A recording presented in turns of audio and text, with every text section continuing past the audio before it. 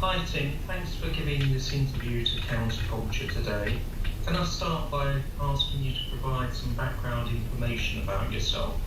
What was an early experience where you learned that language had power?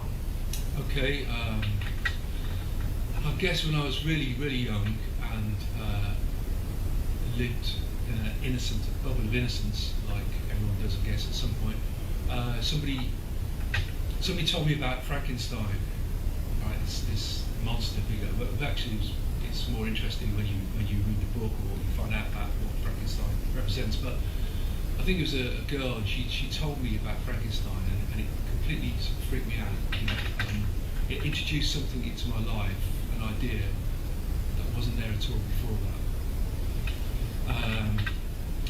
Also, you know, as a kid, I was very curious, and I was talking to my son about this because we go out at night, we walk, and we look at the stars, and I was really interested in the stars when I was younger, but no one could really explain those to me or give me the information I wanted.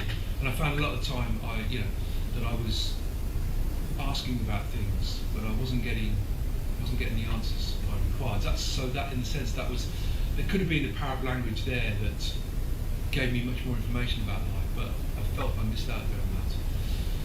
And perhaps the third thing would be, which was a nice little memory, was that my folks would sing in the car, and I picked up a lot of sort of popular songs at the time. But I think it was either I can't remember which one now, but I think it was my dad always got the lyrics wrong, and that was interesting. But yeah, that was a nice memory as well. What did you, when you were growing up, how did you find reading, and what kind of books turned you on to reading? Okay, yeah, right. So the first book I remember reading was called Fred and the Firefly. Fred and the Firefly. That was at school, infant school, and but I suppose I had a little bit of a chip on my shoulder eventually because you know, I was a working class kid, right? So there weren't bookshelves in the living room. I mean, I think there might be one small bookshelf in the whole of the house, right? And when I was talking to a lot of at college, there'd be like, most of them were kind of middle class, you know, and they'd tell me about all these books that they'd read. You know, classic books like Lion, the Witch and the Wardrobe, which I'd never heard of.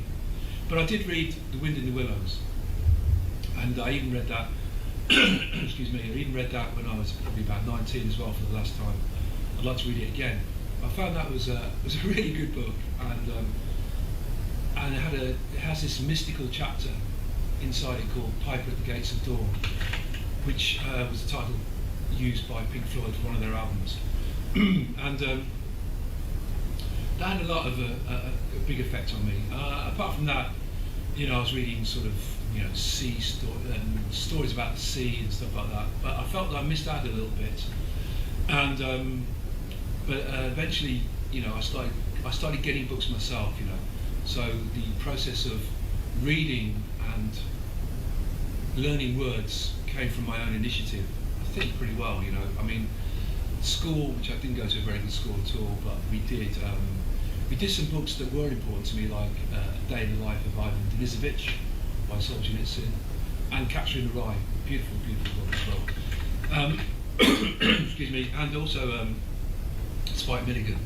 I think reading Spike Milligan started me off writing, I think, because I really loved his humour, and apart from the sort of poetry that every sort of kid writes probably, you know, most, I started writing longer things as a result of that.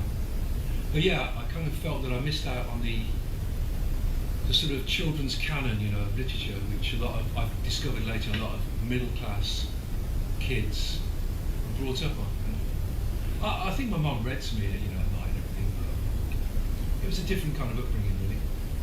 Would you say that Wind in the Willows was your favourite childhood book, or another childhood book that you preferred? No, Wind in the Willows, definitely Wind in the Willows, yeah. I mean, it's just a great book, you know, and I think people's ideas of it, they may not have read the full text and the full version, and they might have a different idea of what it is based on, you know, there's been animations of it, plays of it, it's a great story and some great characters. And like I say, with this really interesting chapter in the middle of it, or towards the end, which is coming out of nowhere, and you can see why Pink Floyd would have picked up on that,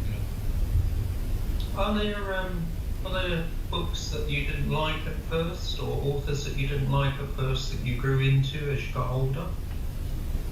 Excuse me again. The main one would be Shakespeare. I think a lot of us have this barrier with Shakespeare. I mean, Shakespeare, considered to be the greatest writer, probably in the world at any time of all time, and him being English, excuse me, and I think there's a barrier. There's a barrier because he's placed so high, and a lot of us kind of react to that maybe. Anyway, so I'm not sure if I did any Shakespeare at school. I may have done, probably not the school I went to. I don't know. But I did a degree, an English degree, English and American literature degree, and we did Shakespeare, and it was amazing. It was utterly amazing, and getting into his. Really getting. Oh yeah, I also went. I did some percussion and drumming for a drama department at Stratford as well, and I think they did some Shakespeare plays there as well. So I had some exposure. But actually studying at university these words of this man, so dense and deep and amazing and funny and clever, and his poetry as well. So I hadn't really looked at any of his poetry. I did the sonnets. Just incredible, just really incredible, and so the respect, not that it matters for me, but I suddenly realised just why this man was rated so highly, just incredible. So I did a lot of his plays, studied a lot of his plays, and a lot of his poetry, and it was just mind blowing stuff really. You mentioned earlier that Pink Floyd picked up on a chapter from Wind in the Willows. Yeah. So, as both a writer and musician, multi-instrumentalist yourself, is that something you notice a lot with the links between literature and music? Ooh, now that's an interesting one, right? I think a lot of the time there's a real demarcation between literature and music. So people into literature who might listen to music, but they really keep that literature separate. And there's people into music, obviously read, but they keep the music separate as well. So it's two very distinct disciplines for a lot of people, I think. But then there's crossover, So a friend of mine, now no longer with us, but he used to put 17th, I think it was, an 18th century, maybe 19th century literature, poetry to music, which he did in a very beautiful way. And I think there are cases, obviously, where people who write also play music. But I think, I'm not sure. I'm not sure. Obviously, writing has affected musicians because you'll find a lot of band names. It depends, obviously, but should we say more intellectual music? Should I say that? I don't know. But the bands will choose like a title of a piece of literature, a book, or even a character for their name or whatever. And they're obviously. And they've written stuff which has been really influenced by what they've read, Does it work the other way around?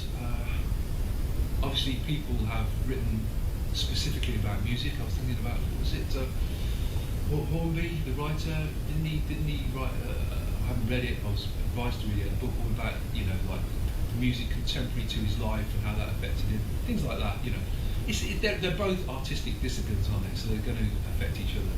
But having said that, I think people can separate them. Whether it's a mental separation or whatever. which is interesting, which I've only just thought about. Your latest book, you've written quite a few books. Your latest book is called Lyrics to Live By. Yeah. Can you give us an overview of what that book is about? Sure. Well, as you know, I was given fragments of lyrics. Well, this is an interesting case as well, because here it's writing about music or about lyrics, you know. So that's where two mix as well, which is interesting. So yeah, fragments of lyrics of mostly well-known songs. I was given 10 fragments. I introduced 2 more, and as I say, the book maybe cheekily one of my own sets of lyrics. So first of all, the fragments the fragments were given me, and I decided early on not to look at the whole of the lyrics. You know, I was given a fragment. I didn't want to look at the whole of the lyrics and talk about the whole of the lyrics and what they might be saying.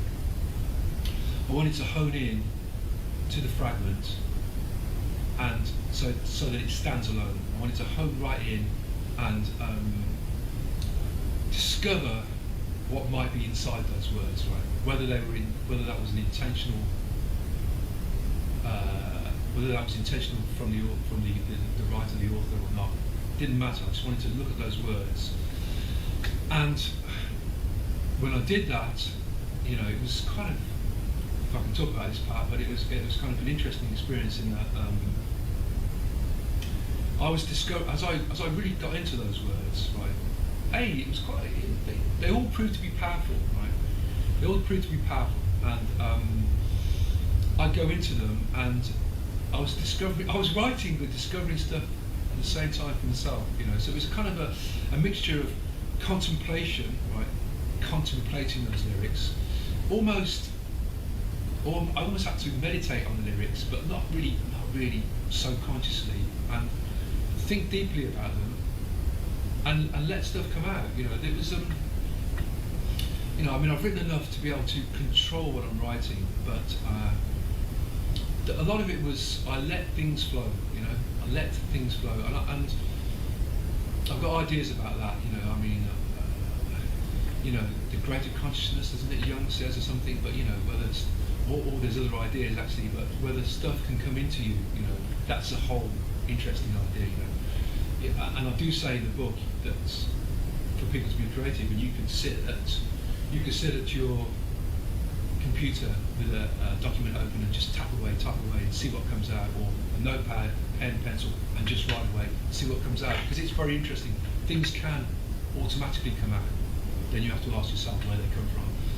But yeah, so these were fragments of lyrics which like blossomed. You know, they were like as if they were little seeds that were given me. I put them in the earth, watered them, and then watched what came out and described what came out.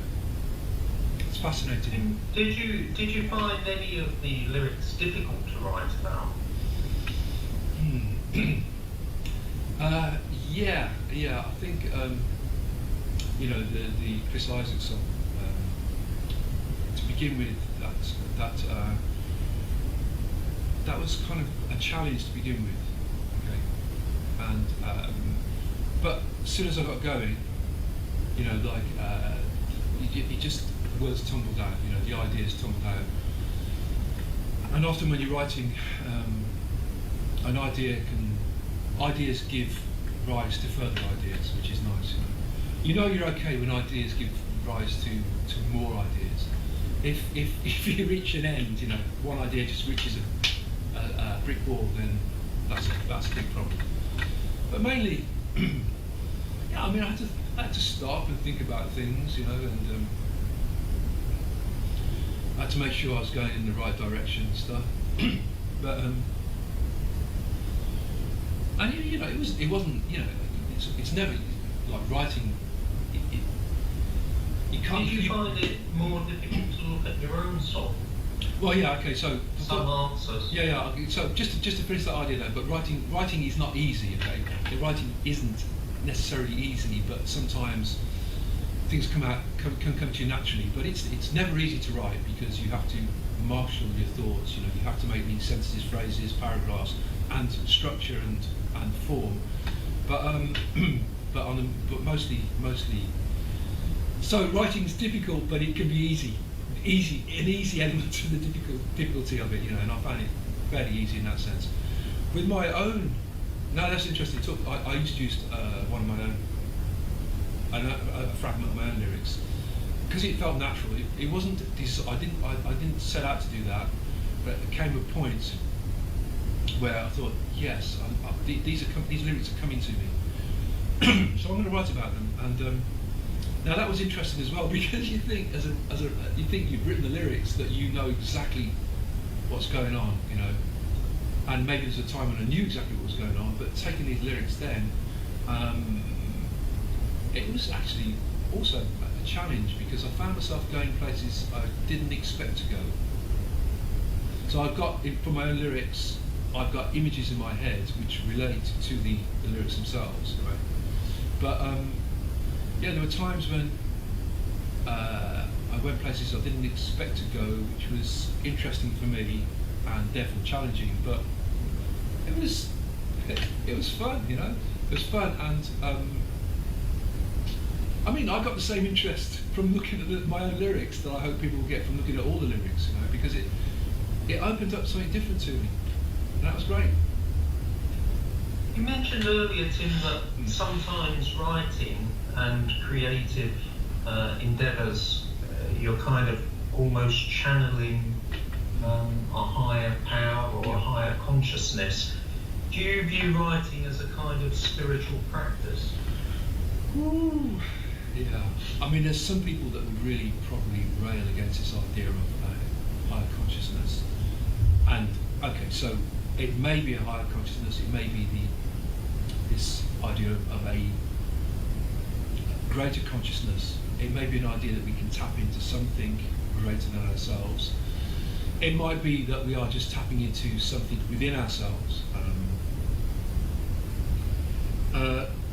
But you know, the old adage is that writing is a cathartic process. I certainly think that when you write about stuff, if you write about stuff, whatever it is, and that's why I'm really great for people just, maybe they have never done this, but just to sit down and write, because you're not sure what's going to come out, you know. And if you're just writing for the pure pleasure of getting words on the page or tapping away, then you're not going to be, then anything could come out, you know, because there's no structure. But I think that writing like this or writing anything can take the sting out of things. Really can take the when you write about something specific, you know, then it can take the sting or the pain out of that, if that's what's intended. Spiritually, I think it's I think writing is revelatory, isn't it? I mean, these ideas come out of my head now, but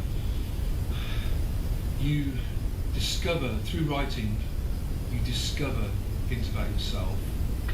And just as when you read a book, excuse me, when you read a book, you know, hopefully a great book will change you in some fashion.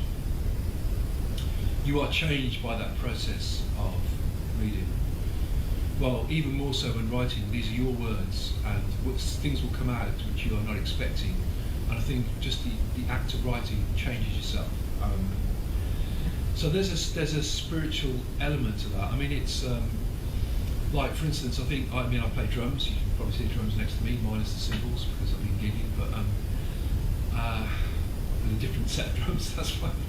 But I found that you know, drumming is a great way to get out energy, and it's a really calming thing, and makes you use different limbs, and it's very, very good for the brain. I think with writing, you know, you are it's an intellectual and emotional process, and I think if you do write and if you do read, then I think that can only improve your spirit, can only improve the way you look at the world. But I think you've got to be careful with what you read. You know, I, for instance, chose to go to university as a mature student to discover the literary canon. I really wanted to find out the books that stood the test of time and had created the cultures we live in here. Perhaps I'm talking more about in the West, America, Europe. Clearly, Tim, the intent behind lyrics to live by is positive in the sense that it's trying to offer people insights and tools, if you like, to consider what they might learn and what they might apply in their own life. Yeah.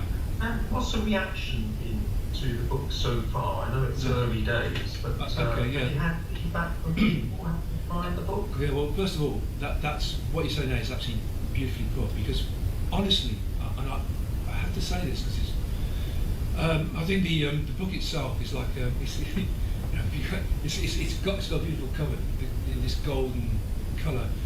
And for me, it's like a little bit of a nugget, a little golden nugget that I've been fortunate enough to put out there to the publisher into the universe, if you like, and I think it's a very, you might think, well, how can you say that you've written it? But I've come back many times to reread it, and at times I've felt it's interesting as a writer. You can come back and be very objective. I can do this with songs, I can do this with writing. You come back objectively and look at it as a third person, and I think it's a nice little book to put out there. I think it's a worthwhile book to put out there, and I'm not just saying that. I really do think that, and that has been reflected back to me because I've had some amazing comments. I've had some amazing comments, really. People phoning me. I've had private messages on Facebook, and already, how long's it been? How long's it been out there? Maybe a couple of weeks, and people have really been touched by it. Fantastic, and some great little stories have come out, and that's very, very rewarding.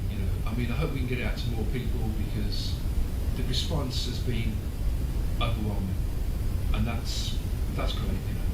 That's such a wonderful experience. It's been mentioned to me by a few people that there's so many good lyrics out there. People have approached me and said, this lyric is really important to me and really influenced me in my life. I associate it with, these events and what I learned from them. Yeah. And they've said to me, it's an area where they feel that, they'd like to have seen a discussion of their favourite lyrics, more of a discussion, if you like. So that's what the feedback that I've had.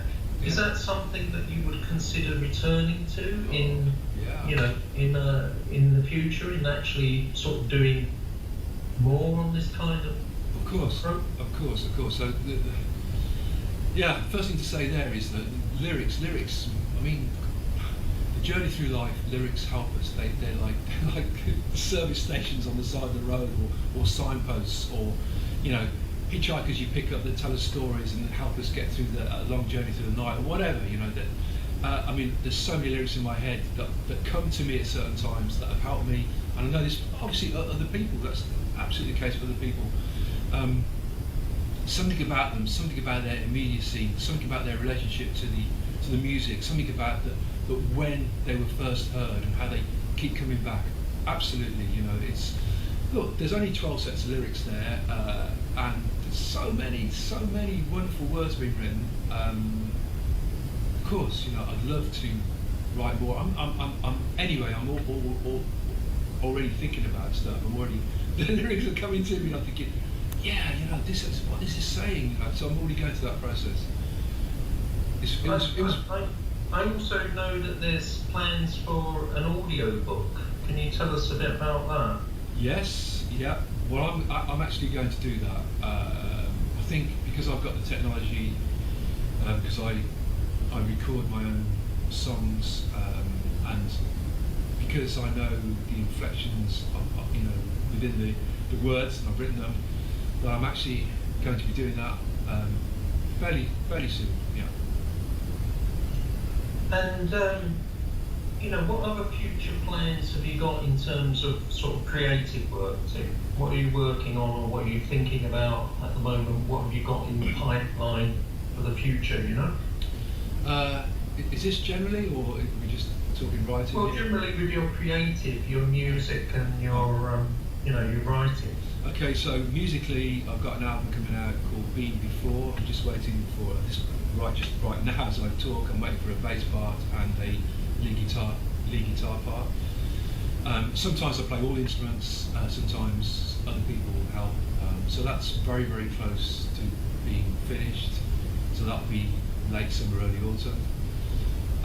Then I'm also going to, because I do instrumental albums as well, and that gives me a chance to be really, really creative. And it's also an organic process. So I'm thinking about that, and I might even start that from the drums. Not usually done like that. So I might lay drum tracks down and go wherever I want to go, and then layer music on top of that. I play, as you said, I play guitar, bass, keyboard, flute, or anything that I can do. I can do most of the instruments myself, for the instrumental albums, and let whatever comes out. I've got a fantastic instrument as well, which is called an EWI, an electric wind instrument, which I can play. It's like a huge electronic clarinet, and it's something called MIDI. You don't know what it means. Anyway, I can trigger all sorts of sounds. So I can play any instruments on that as well. So those are 2 albums I'm thinking about. Book-wise, I'm already thinking about lyrics. I can't help myself, and I'm starting to write down song titles. Although it's great having the challenge of songs maybe I'm not so used to. So I might keep it to, if there's a follow-up, 2 or 3 that I've chosen myself. I went back to a novel that I wrote maybe 10 years ago, and I've gone back to that and gone through it and worked on that, and that'd be nice for that to be published. So I'm thinking about that, and I'm also starting to write songs anyway for the next album beyond the one that hasn't come out yet. So I'm writing down lyrics. They're all bits of paper all over the place where I pick up a guitar and I have to write down lyrics quickly in the lyrics and the chords, and that reminds me then when I come back, how the song goes. And also, if I can remember a song, having left it for a few days, I know it's going to be okay. If I can't remember it then, if I can't remember it, no one else will. So a lot going on, a lot going on, really. Yeah. Okay, Tim, well, thanks for your time today, and it would be very interesting to see, how things develop with your current book and future projects. Yeah. Thanks so much. Yeah, I guess there'll be, links to the book, with the video. So, that is the book. I'm really, really, really, can we say proud of it? I'm really glad to have had the opportunity, and I'm really thankful for it being out there, and for the responses I'm getting. I just like more people to read it, obviously. So I think it seems to have helped people already. It seems to have helped people and given them. It's a very uplifting book, I think. Positive. So yeah, thanks for the questions. Thank you.